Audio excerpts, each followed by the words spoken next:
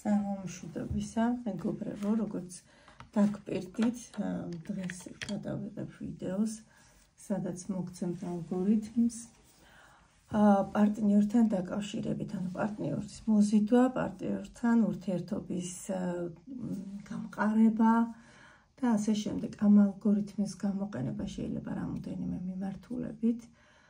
პირველ რიგში, რაც ჩვენ უნდა გავაკეთოთ, ეს არის თემის აქტივაცია, როგორც გახსოვთ, ანუ თემას ვფიქრობთ, რას ვწერთ რა თემას და გახსოვთ ალბათ, რომ აქ უნდა იყოს ერთ სიტყვაში გამოხატული თქვენი თემა და უნდა იყოს 20 ან მეტი სიტყვა დაწერილი 22 სიტყვა დაწერილი 2 წუთში. 2 წუთის მანძილზე ვწერთ თემის აქტივაციას.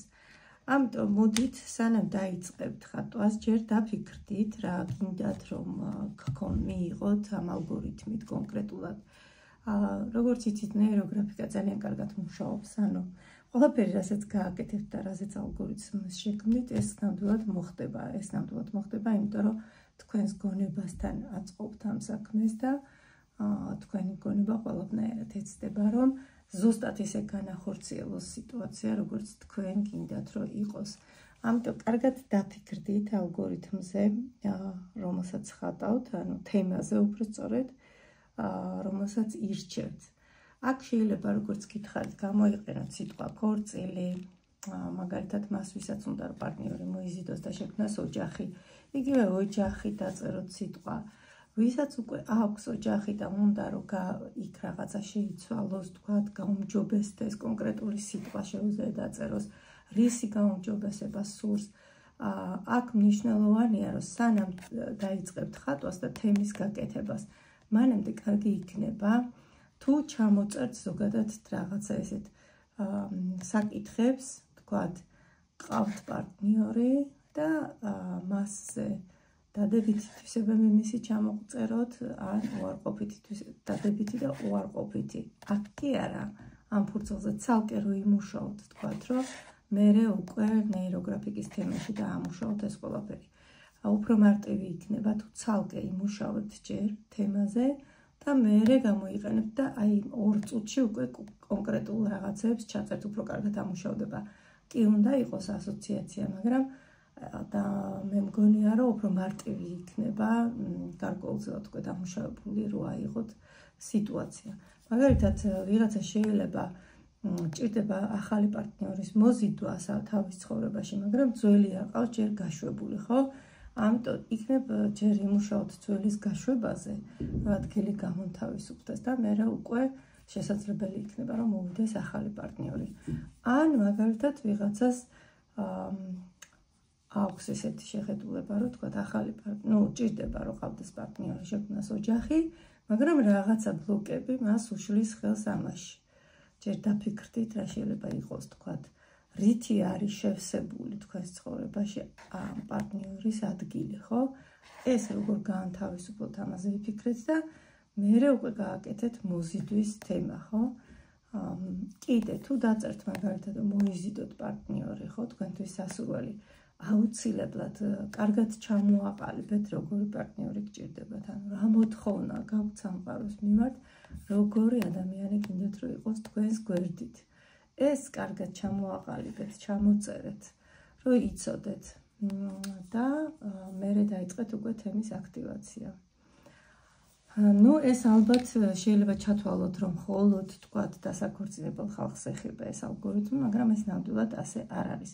ძალიან კარგად გამოიყენება ოჯახი, როცა არის და უკვე ხანგრძლივი პარტნიორული ურთიერთობა არის, აქაც ძალიან კარგად გამოიყენება, იმიტომ რომ შეიძლება იყოს რაღაცა მომენტები, როდესაც ცოტა გაუცხოვების მომენტი, ჩვენ ხო 2 სხვადასხვა ადამიანი ვართ, ხო, მე და ჩემი პარტნიორი, თქვათ, ხო, იგივე თქვენ და თქვენი პარტნიორი, 2 პიროვნების კავშირია და აქ ყოველთვის არის რაღაცა მომენტები, რაც არის, თქვათ, პატარა დასამუშავებელი ადგილები, ხო?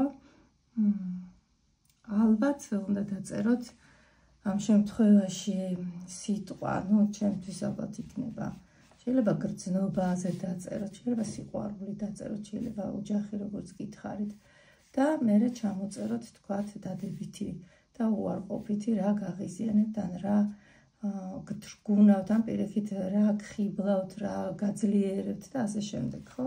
მოდით დავწერ ოჯახს, იმიტომ რომ ალბათ იმისთვის, ვისაც პარტნიორის მოზიდვა უნდა, შეიძლება ჭირდებოდეს ოჯახის შექმნაც და ალბათ იმასაც, ვისაც ოჯახი ყავს, უკვე იქაც შეიძლება უნდოდეს რაღაცა გააკეთოს, გააუმჯობესოს. და აქ შეიძლება ბავშვებიც იგულისხმო უკვე. თუმცა ეს კონკრეტულად პარტნიორზე ოჯახი დავწეროთ სიტყვა. და მოდით ამ სიტყვის გარშემო 20 მოვიგონოთ, რაღაცა დადებითი და უარყოფითები ჩამოვწეროთ. ეს არის სიძლიერე.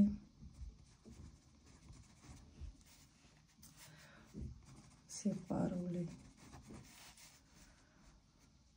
სიხარულიც, ალბათ, რასაც იწვევს თქვენში, აქეთ შეიძლება იყოს გაღიზიანება, მოვალეობა, ვალდებულება, პასუხისმგებლობა,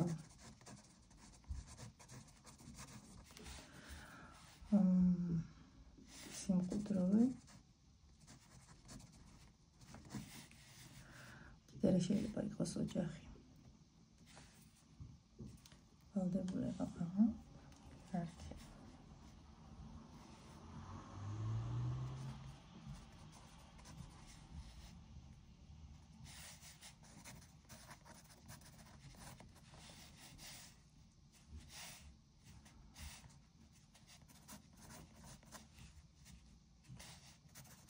ეხლა გამომივა ბევრი უარყოფითებში.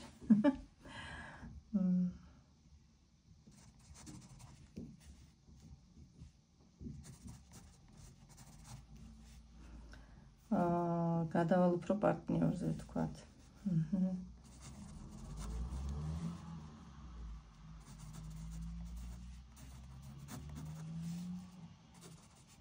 საჩუქრები.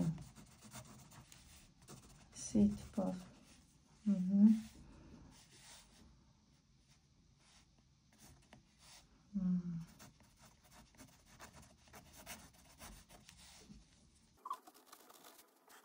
ნახოთ რამდენი გამომდავალებთ. დაახლოებით 20 გამომივიდა მე. მე კიდე გთხოვთ, რომ ნუ დააკვირდებით მე რას ვწერ. თქვენი დაწერეთ აი ამ ადგილას, სადაც არის თქვათ უარყოფითები, ხო? ნუ შეგიძლიათ რომ შეავსოთ.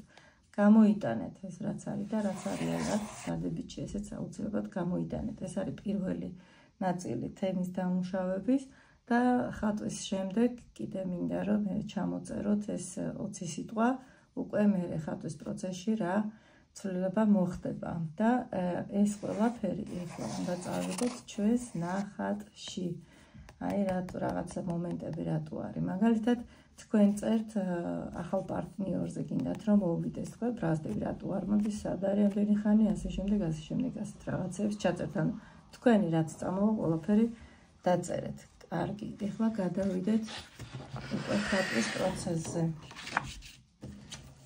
მე გითხარით რომ ამ ნეიროგრაფიკაში ყოველთვის მთავარი არის ხატვარი, ანუ თქვენ სუბიექტი და არა ნახატი. და თუ იქნება პატარ-პატარა რაღაცა ცდომილებები, ამაზე ნუ გაამახვილებთ დიდად ყურადღებას. დღეს მე დავხატავ ლურჯი მარკერით და მინდა გითხრათ, რომ თქვენ შეგიძლიათ ხატოთ ან წითელი ან ლურჯი მარკერით, ოღონდ ერთ ფერს თუ გამოიყენებთ, ბოლომდე გაყევით ერთ ფერში რა. და მე სხვა ფერებსაც რო დაამატებთ, გაითვალისწინეთ, რომ ტონალობა იგივე უნდა იყოს. როგორც თვითონ ავტორი ამბობს, თავარია ჩვენ მივყვეთ ბაზას, ანუ ბაზა ვისწავლოთ, რის მერე რა კეთდება და მერე უკვე შეგვიძლია გადავიდეთ თავისუფალ ხატვაში. მე ვფიქრობ, რომ გარკვეული ბაზა თქვენ უკვე მოგეცით, ანუ თემა, მერე რა მოდის, მერე რას ვხატავთ, ასე შემდეგ, რა არის შემდეგ იხატება. ეს ბაზა არის და რატო ვაკეთებთ ამას, ამის შესახებაც ჩვენ უკვე ვისაუბრეთ.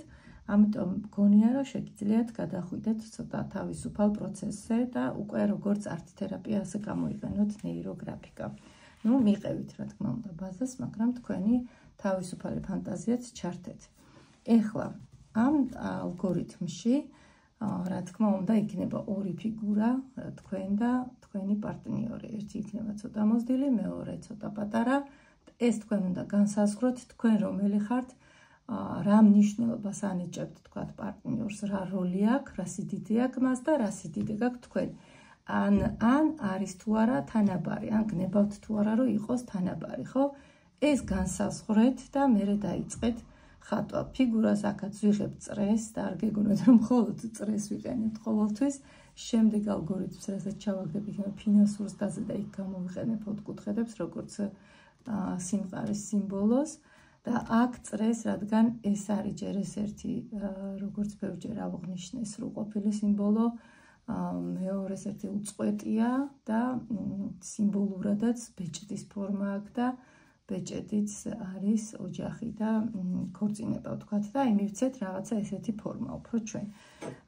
კიდე ერთხელ გავიმეორებ, თუ თქვენ თვლით, რომ თქვენ უნდა იყოთ უფრო მეტი, ნუ იცოდეთ, რომ პასუხისმგებლობაც მეტი გაქვთ, ესე იგი თქვენ თავზე აღებული ურთიერთობაში. თუ პარტნიორია უფრო მეტი, ანუ უფრო დიდ პარტნიორის სახეს მისცემთ, ან ფორმას სიდიდის მიხედვით, მაშინ ჩათვალეთ, რომ თქვენ პარტნიორს აძლევთ მეტს უფლებასაც და ვალდებულებასაც და პასუხისმგებლობასაც ურთიერთობაში.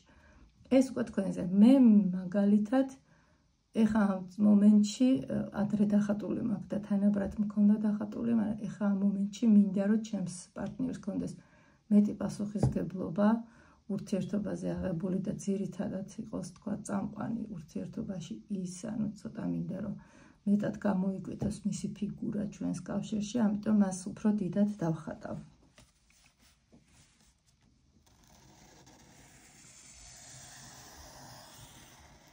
ხატავთ წრეს და თუ თქვენს ჩემსავით წრის ამბავში ვერ ხართ ძლიერები და მე ვერ ვარ, არა მასე არის დარდოთ, იმიტომ რომ ამის ნეიროგრაფირება მოხდება მაინც, ხო?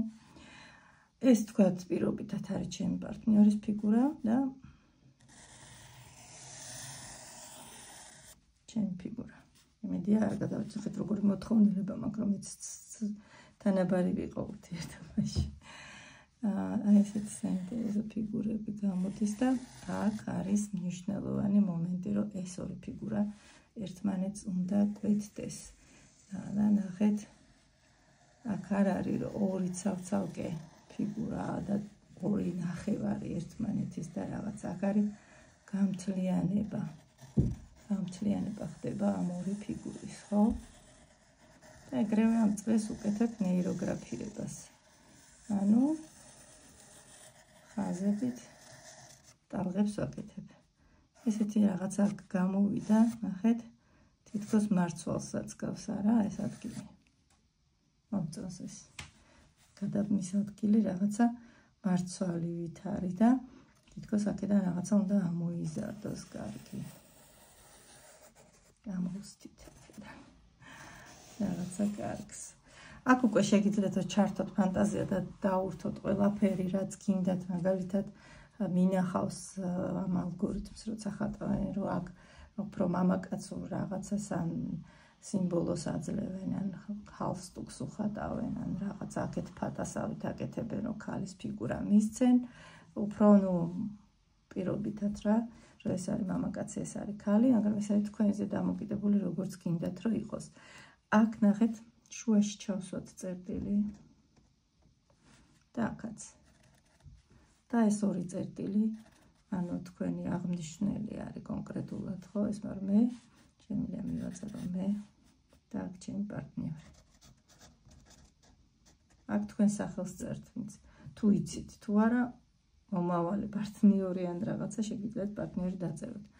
და ვავლებ ნეიროხაზებს აქ.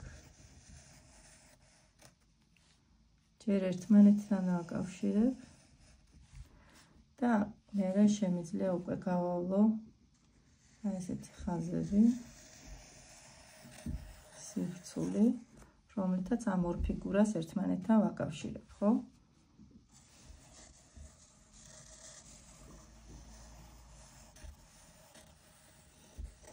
ამ ალგორითმში არა აქვს მაინდა-მაინც მნიშვნელობა, რომ ხაზები უნდა იყოს მაგალითად მარცხნიდან მარჯვნივ წასული. ეს მერე იქნება, როდესაც ძირითად ხაზს გავავლებთ და ფიგურა ფიქსაციას გამოვყოფთ.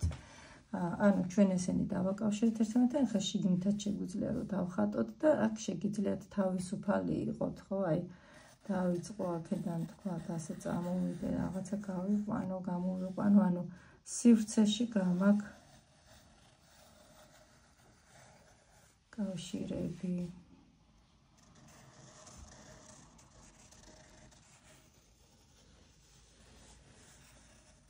რატო უადვილდებათ, ანუ თქვათ რაღაცა მხატვრულ ფორმას თუ მისცემ, რატოა ადვილი, რომ თქვათ აქ დახატოთ პირობითად ხალსტუკი და აქ მისცე რაღაცა ფორმა, რომ ეს არის თქვათ ფატა.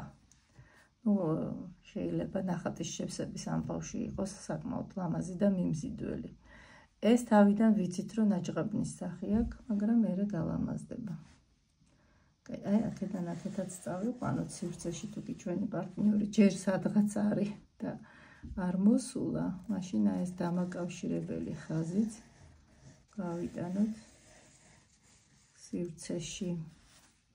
კიდე ერთხელ გადავავლოთ. ანუ ვეძებთ სივრცეში და ვიზიდავთ მას, ხო? ჩვენთან. თუ ის არ გვყავს. თუ გვყავს უკვე, მაშინ ჩვენ ვაერთიანებთ ჩვენ სივრცეებს და ვაკავშირებთ ერთმანეთთან ამ სივრცეებს. კი ბატონო. და გადავიდეთ ახლა ნეიროგრაფიკის მეორე ნაწილზე, ანუ მოვახდინოთ გადაკვეთის ადგილების მომგვალება. მე ვახსენე ჩვენთან მარათონზე, რომ შემოვიდა ესეთი კითხვა, რომ აი გინდათ ვარა შიგნიდან მინახავს, რომ ამგვალებენ ამასო. რა თქმა უნდა, შეგიძლიათ რომ მოამგვალოთ შიგნიდანაც, აი ასე გაყვეთ მთელ პერიმეტრს და მოამგვალოთ. არ არის პრობლემა, თუმცა ეს არ არის აუცილებლობა. შეგიძლიათ თუ არ გინდათ, ხო, რომ თქვათ ესე იმოძრაოთ მთელს, შეგიძლიათ უბრალოდ მომგვალოთ კუთხეები. მაგრამ როცა ხატავთ, გართული ხართ თქვენს აზრებში და ფიქრობთ ამ პარტნიორზე და რაღაცა, ხო, მოყევით, გაყევით ამ ხაზებს და დაანეიროგრაფირეთ ბოლომდე.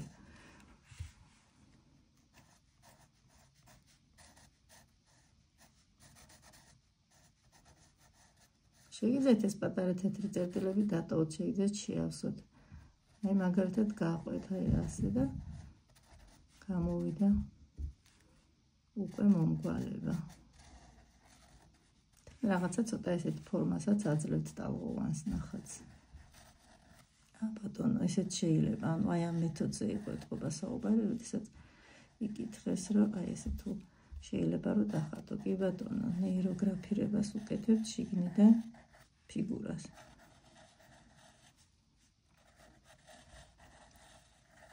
და შეგიძლიათ დიდხანს გააკეთეთ ეს.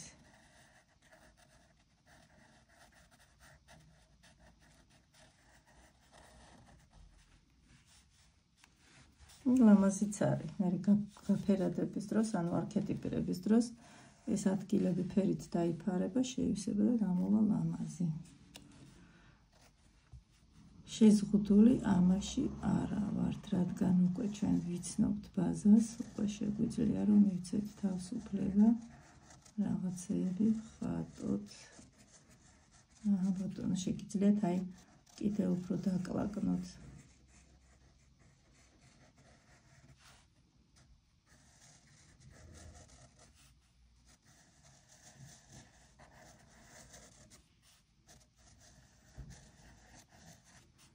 ასე ყველა გადაკვეთის ადგილს ვამუშავებთ, ხო?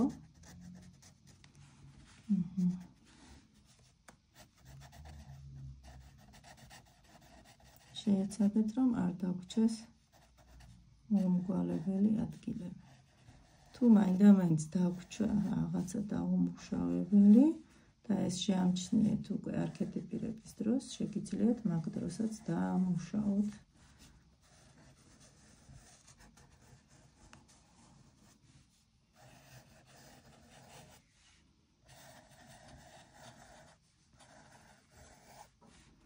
ამ ხაზებსაც შემოდან შეგიძლია გაყვეთ რამოდენიმეჯერ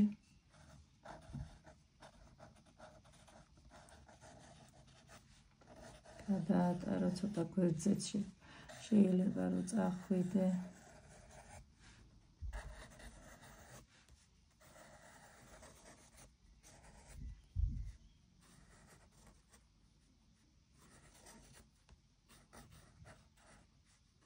აი აქ უკვე ხო წარმოიქმნა ახალი ფიგურა და გაყვეთ ამას.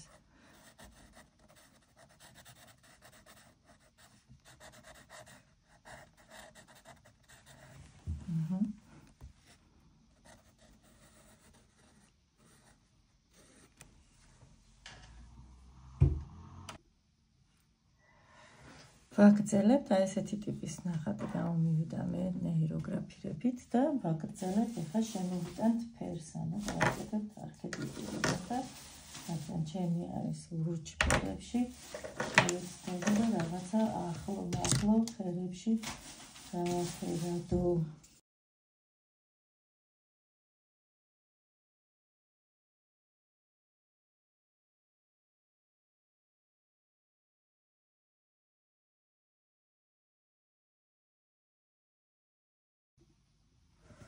ესე იგი დავამთავრეთ ჩვენი არქეტიპირება და გადავიდეთ ახლა თავარი ენერგიის შემომტანი ხაზის გაკეთებაზე და მერე ავარჩიოთ სიტუაციის ფიგურა.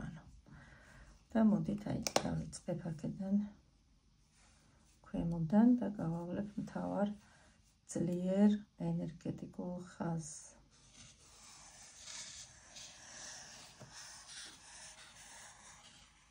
ასე შეგიძლიათ რამოდენიმე დღე გადაატაროთ, იმიტომ რომ ეს თქვენი ხაზი იყოს ცოტა სქელი და გამოკვეთილი და ჩემთან შედარებით და აუცილებლად ამგვარად გადაკვეთის ადგილებს, ხო, სადაც გადაიკვეთა ეს ხაზები, აი აქაც მოვამგვალოთ შეუქმნათ მომგვალებები. აი ხა ფიქსაცია ფიგურა, რომელსაც ავირჩევთ ფიქსაციის ფიგურად. თქვენ დააკვირდით ნახატში, რომელი რა გინდათ რომ იყოს ფიქსაციის ფიგურა, მე აი ეს ნაწილი მომეწონა გადაკვეთის და აი ამას გამოვყოფდი უფრო. აი ასე და მოვამგვალოთ ცოტა. და ეს იქნება ჩემი ფიქსაციის ფიგურა. შეგიძლიათ გაიტანოთ ესე ცოტა. ეს გადაკვეთის ადგილს რო აღნიშნოთ, შეგიძლიათ რომ ცოტა გაიტანოთ ეს ხივები, თქვათ. და მოვამგვალეთ და ესეც ჩვენი ნახატის დასასრული. ესეთი გამოვიდა ჩვენი ნამუშევარი და როგორც გთხოვეთ, ბოლოს თქვენს რეფლექსიებს ნახატის ხატვის პროცესში აკვირდებით და ბოლოს წერთ ასევე რა მოგცათ ამ ნახატმა, ანუ ისე 20 სიტყვას დაწერთ, ანუ რა შედეგამდე მიხვედით და მერე უკვე დაჯდებით და გაანალიზებთ თქვენს აი ამ სიტყვებს, რა დაწერეთ მანამდე, რომელიც ჩემთან თითქმის არ ჩანს და რას დაწერთ შემდეგ.